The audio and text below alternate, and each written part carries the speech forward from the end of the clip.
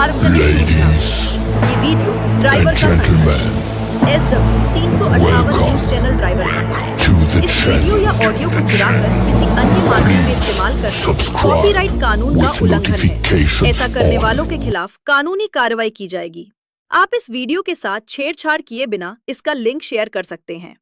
Note: driver का संघर्ष SW358 news channel इस वीडियो या विज्ञापनों में व्यक्त विचारों से सहमत होना जरूरी नहीं है। वीडियो में बोले गए शब्द व्यक्ति के निजी शब्द है और चैनल का उनसे कोई संबंध नहीं है। हमारे यहाँ जितने भी एक्सीडेंट होते हैं जिसमें ड्राइवरों की मौत होती है, ओवर आवर्स ड्राइविंग करने की वजह से होती है। 8 घंटे से ज्यादा 12 घंटा, 14 घंटा, 16 घंटा सुबह में होती है। तो क्या कोई ऐसी योजना पर विचार किया जा सकता है दुर्घटना को रोकने के लिए कि एक सीमित आवर से ज्यादा वो ड्राइविंग न करे? और ये ड्राइवर भी अनऑर्गेनाइज सेक्टर में आते हैं, गरीब कई तो दिहाड़ी पर चलाते हैं। उनके लाइसेंस के साथ कोई इंश्योरेंस स्कीम शुरू हो जाती कि अगर दुर्घटना हो जाता तो उनके परिवारों को संबल मिलता। 2 सुझाव और सवाल जैसे भी समझे, ये है मेरे माननीय मंत्री जी। धन्यवाद। नमस्कार साथियों, मैं प्रकाश कुमार जी। अभी मैंने देखा कि सुप्रीम कोर्ट का फैसला आया कि अगर सड़क किनारे आप नेशनल हाईवे या स्टेट हाईवे के किनारे अगर गाड़ी खड़ी करते हैं तो उस पे चालान होगा। ये प्रतिबंधित कर दिया गया है। ये सुप्रीम कोर्ट का फैसला है। यानी सर्वोच्च न्यायालय के फैसले के बाद आपको मालूम होना चाहिए कि भारत में कोई दूसरा वैसी जगह नहीं जहां आप चुनौती दे सकते हैं। तो मैं बताना चाह रहा हूं, क्योंकि अभी ये पोस्ट देखा और मुझसे रहा नहीं गया। जिस भारत में जितनी गाड़ियां हैं, क्या उनके लिए पार्किंग की सुविधा आज तक मिली है? आज तक एक पार्किंग की बात आप छोड़ दो, मैं कह रहा हूं कि सड़क किनारे शौचालय की सुविधा आज तक नहीं मिली है। पिछले 10-12 सालों से मैं इस पे आवाज उठा रहा हूं और मैं देख रहा हूं कि आज भी लाखों ड्राइवर डब्बा लेके सड़क किनारे बैठते हैं। आज भी सड़क किनारे जो होटलें हैं, वहां पर कई ऐसे होटलें हैं जिन पे शौचालय की सुविधा नहीं हुई। और ये जो फरमान जो आया है, तो इस तरीके से अगर कोई भी फैसला कर दिया जाए तो मैं कह रहा हूं कि फैसला करने से पहले एक बार विचार करना है। और दुर्घटना ऐसे नहीं रोकी जाएगी। गाड़ी पार्किंग की वजह से दुर्घटनाएं नहीं हो रही है। गाड़ियों की दुर्घटनाओं का मुख्य क्या कारण है, उस पर कोई भी ध्यान देने को तैयार नहीं है। चाहे वो देश के केंद्रीय परिवहन मंत्री हो या जो भी व्यवस्था इससे जुड़ी हुई है, उन सभी के लिए मैं कह रहा हूँ। सेफ्टी के नाम पर 2600 करोड़ रुपए आते हैं और वो कहाँ खर्च किया जाता है वो पता ही नहीं चलता है। सेफ्टी कहाँ है? आज मैं कह रहा हूँ कि गाड़ियों के ऊपर GST, उसके ऊपर से टोल टैक्स भरेगा, उसके ऊपर से रोड टैक्स भरेगा, उसके ऊपर से गाड़ी का नेशनल परमिट भरना है, उसके ऊपर से लोकल परमिट भरना है, इंश्योरेंस गाड़ी का भरना है, PUC भरना है, और उसके ऊपर से हराम की कमाई की वसूली करने के लिए जो हराम की आदत होती है ना, वैसे लोग सड़क किनारे जो बैठे हैं भ्रष्ट अधिकारी परिवहन के, उनको हराम की आमदनी चाहिए। क्योंकि अगर उनके घर में वो पैसे नहीं जाएंगे, अगर ये अवैध वसूली या हराम की कमाई अगर उनके घर में नहीं जाएगी तो उनके बच्चे अंधे हो जाएंगे और उनकी पत्नी पागल हो जाएगी। इसके लिए ये अवैध वसूली चाहिए। गाड़ियों के पेपर पूरे रखने के बावजूद भी कदम कदम पर इतनी वीडियो फुटेज आई, लेकिन आज तक सुप्रीम कोर्ट ने इस पर कभी आवाज नहीं। क्यों? देश के अंदर सुप्रीम कोर्ट के जज नहीं बैठते हैं क्या? इस देश में उन जजों तक ये खबरें नहीं गई है कि सड़क किनारे ड्राइवरों के साथ क्या रोज समस्याएं हो रही है। आप ऐसा समझ लो कि जो गरीब तबका है, जो शोषण कर रहे हैं जिनका, उन्हीं का शोषण करना है, ऐसी व्यवस्था बनती जा रही है। आज जब ये मैसेज आया है तो देख के मुझसे रहा नहीं गया। मैं कहना चाह रहा हूं कि जब इतने सारे टैक्स गाड़ियों के ऊपर लगाए गए हैं, उनके लिए एक पार्किंग की व्यवस्था नहीं दी गई। अगर आप सड़क किनारे सो जाते हो, डीजल चोरी हो जाता है।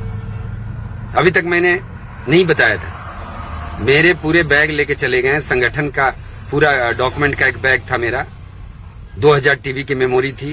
वो मैं टोल गेट पर सोया 4 घंटे के लिए और वहां से मेरे पूरे बैग लेके चले गए। महाराष्ट्र बॉर्डर के पहले एक टोल आता है, खुमारी टोल, वहां की बात। ये सड़क किनारे कहीं सुरक्षा की कोई नाम नहीं है, लेकिन व्यवस्था के नाम पर अगर कही जाए तो ये कौन सी व्यवस्था बना रहे हैं भाई? अगर जो आपके मन में आ रहा है वही चीज आप अपनी कल्पना के हिसाब से बना दे रहे हैं, क्योंकि आप रिसर्च नहीं कर रहे हैं। जो फैसला आता है, मैं कहता हूं कि अगर जो मंत्रालय में बैठे हैं, जो परिवहन मंत्री हैं, उन सभी को कम से कम 10, 20, 50 ट्रकें ले लेनी चाहिए।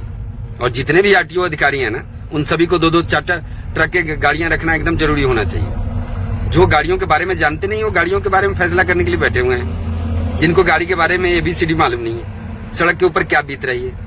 लोग एसी में बैठे बैठे कहानियां बना दे रहे हैं, कोई कहीं बैठ के कहानियां बना दे रहा है। सड़कों के ऊपर ड्राइवर के साथ क्या होता है, अभी मैं 3 दिनों तक चित्रकूट में अमावस्या को लेकर हर महीने में 2-3 दिनों तक बंदी रहती है। 3 दिन में रह के आया हूं। मैंने वहां कोई वीडियो फुटेज नहीं डाला, लोगों को नहीं बताया। मैं कह रहा हूं कि आज के समय में जिस भारत में देश के प्रधानमंत्री नरेंद्र मोदी जी कह रहे हो कि स्वच्छ भारत अभियान की पहल हो, और उस समय अगर डब्बा लेके कोई सड़क किनारे बैठ रहा उन गंदगियों के बीच में, तो ये सोचने का विषय है। तो जहां शौचालय की व्यवस्था की बात ही नहीं हो पाई अभी तक। अभी मैंने थोड़े दिन पहले खवासा का मैंने टैग किया था NHI को और नितिन गडकरी जी, वहां से मैसेज आ गया, उस पर काम भी चलने लगा। और आज मैं कह रहा हूं कि 4-5 महीने हो गए, अभी तक वो ढंग से तैयार नहीं हुआ है।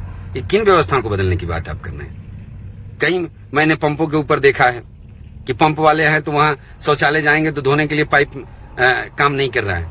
मतलब एक खाना पूर्ति की जा रही है। यानी इन व्यवस्थाओं को अगर बदलने के लिए जब लोग सामने खड़े नहीं होंगे तो दूसरा कौन खड़ा होगा?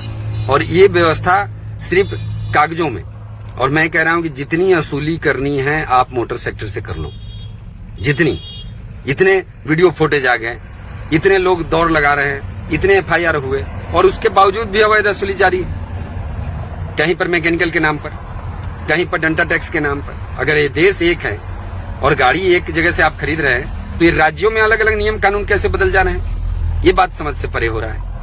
तो ये जितने भी कानून व्यवस्थाएं जो बनी है ना, ये तो मुझे अब लगने लगा है पूरे शोषण करने के लिए बना है और गरीब आदमी को सताने के लिए बनाया गया। मैं कह रहा हूं कि अगर एक राज्य से ट्रक हम खरीद ले, दूसरे राज्य में जाए तो वहां की कहानी अलग बन जाए, तीसरे राज्य में जाए तो कहानी अलग बन जाए। अरे भाई, भारत एक ही है या अलग अलग है? या जितने राज्य हैं वो अलग अलग देश तो नहीं है? तो ये क्या व्यवस्था दर्शाती है? आज जब ऐसी मैसेज आती है जहां पर क्या सुप्रीम कोर्ट में हम लोगों ने नहीं दिया, वहां तक हम लोगों ने अपनी मांगों को बताया, कहीं से कोई आज तक मुझे तो नहीं लगा कि इस पर व्यवस्था बननी चाहिए। ये दुर्घटना रोकने का तरीका नहीं हो सकता है। सड़क किनारे गाड़ी लगाने के लिए आपके पास कहीं व्यवस्था ही नहीं है, आप ऐसा समझ लें। किसी भी सड़क की बात मैं कर रहा हूं, भारत के किसी भी सड़कों पे आप चले जाएं और जितनी देश के अंदर गाड़ियां हैं उनके लिए आपके पास पार्किंग की सुविधा नहीं है। हाँ, ये आप कह सकते हैं कि आपको सबसे अधिक अगर आमदनी का जरिया है तो मोटर सेक्टर है, वो किसी भी रूप में, इससे सबसे ज्यादा उगाही किया जाता है। आज जितने भी अलग अलग राज्यों से हैं, मैं कह रहा हूं सभी राज्यों की कहानियां, इतने सारे फिटनेस के ऊपर लगाए जा रहे हैं टैक्स, ये ग्रीन टैक्स, ये फलाना टैक्स। अरे भाई, क्या टैक्स लगा रहे हैं? ये जितनी इन गाड़ियों के अंदर बेनिफिट नहीं है उससे ज्यादा टैक्स भरना पड़ रहा है, और गाड़ियों के अंदर सारे लोग नुकसान में हैं। ये पतन के कगार पे खड़ी है, बड़ी बड़ी कंपनियां बर्बाद हो गई, नुकसान में चली गई, लेकिन आवाज कहीं से नहीं आ रही है, कोई व्यवस्था नहीं बन पा रही है, कोई बोलने को तैयार नहीं है, शर्म जो आ रही है। आज ये स्थिति बनी है मोटर सेक्टर की, और उसके ऊपर से सिर्फ कानून बनाने की बात आप कर रहे हैं। मैं कह रहा हूं कि रोड के ऊपर जब चलेगा वो कदम कदम पे वो टैक्स ही भरेगा। हर जगह गाड़ियों का एक पेपर होना चाहिए, इंश्योरेंस अलग से होगा, फिटनेस अलग से होगा, सारी व्यवस्थाएं अलग होगी। एक PUC बना लेने से वो गाड़ी एक ही बार धुआं की जगह पे फूल बरसाने लगती है। तो ये ढकोसलाबाजी नहीं तो और क्या है? किसी राज्य में जाओ तो मैकेनिकल के नाम पे पैसे कहेंगे, नहीं तो 2500 फाड़ दो। वो क्या मैकेनिकल के नाम पे वो पर्ची फाड़ देने के बाद वो गाड़ी क्या हो जाता है? वो मैकेनिज्म सही हो जाता है। तो ये सब चीजों पे विचार करने की जरूरत है, जिससे आम जनता की व्यवस्था के लिए सारी व्यवस्थाएं बनी है, आम जनता के शोषण के लिए नहीं। और आज जो व्यवस्थाएं बनी है वो आम जनता के शोषण के लिए बने। तो ये सभी विचार करने योग्य है। जय हिंद, जय सारथी, जय भारत।